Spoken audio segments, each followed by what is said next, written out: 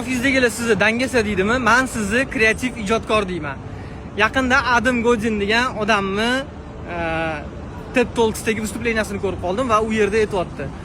Men deydi, hamma narsani vaqti-vaqtida qilaman, kerak bo'lsa 1 kun oldin, 1-2 kun oldin qilib qo'yaman deydi.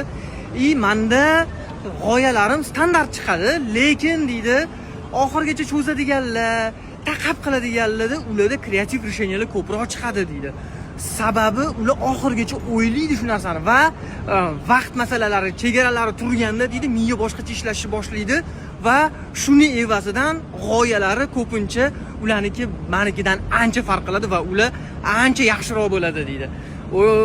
Bundan olib qarasa, rostdan meni ham atrofimda nechta kreativ odam bo'lsa, men vaqtida ishini topshiradigan, deadline-ga amal qiladiganini bilmayman. Hammasi taqab yoki kech qolib qoladi.